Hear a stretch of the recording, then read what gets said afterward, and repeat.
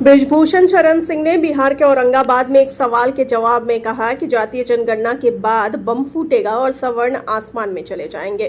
बृजभूषण शरण सिंह ने कहा कि पूरा देश जातीय जनगणना चाहता है। ये मांग पहले बिहार और उत्तर प्रदेश से शुरू हुई। कुछ लोग इसे लेकर हाय तौबा मचा रहे हैं। उन्होंने भड़कते हुए कहा कि जातीय जनगणना होने पर बम फूटेगा और सारे सवर्ण देश से बाहर चले जाएंगे।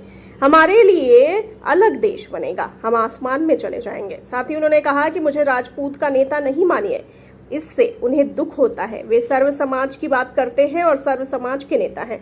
इस दौरान भाजपा नेता ने महिला उत्पीड़न, दहेज उत्पीड़न और दलित उत्पीड़न कानून पर सवाल उठाया है। उन्होंने कहा कि देश इन 3 कानून से बहुत परेशान है। उन्होंने कहा कि देश से 3 कानूनों को हटा देना चाहिए।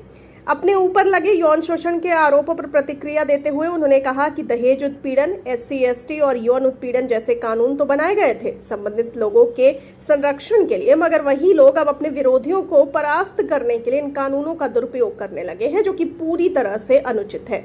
उन्होंने कहा कि या तो इन्हें खत्म कर देना चाहिए या फिर इसके दुरुपयोग पर रोक लगाने की कोशिश होनी चाहिए। उन्होंने कहा कि मेरे ऊपर यौन शोषण का जो आरोप लगा है वो पूरी तरह बेबुनियाद है। इससे पहले बृजभूषण सिंह ने ऑपरेशन सिंदूर की सराहना की। ऑपरेशन सिंदूर की सफलता और युद्ध विराम के बाद किंतु परंतु की राजनीति को लेकर विपक्ष पर बड़ा हमला बोला। ऑपरेशन सिंदूर देश के लिए गर्व की बात है। इसे लेकर सारे दलों के नेताओं ने सरकार का साथ दिया था। इसे लेकर किसी तरह की किंतु परंतु की राजनीति नहीं होनी चाहिए थी, लेकिन युद्ध विराम के बाद अमेरिकी राष्ट्रपति डोनाल्ड ट्रंप की रोज बयानबाजी को लेकर किंतु परंतु की राजनीति की जा रही है।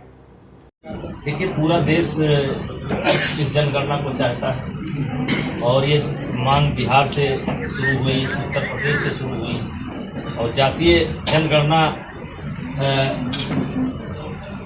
ऐसा लगता है कि कोई बम फूटेगा, इस जनगणना के बाद बम फूटेगा और कुछ लोग इस देश से चले जाएंगे। इसको इस प्रकार से हुआ बना करके काम किया जा रहा है और सबकी मांग थी, केंद्र सरकार करा रही है। देखा जाएगा कौन सा बम फूटेगा।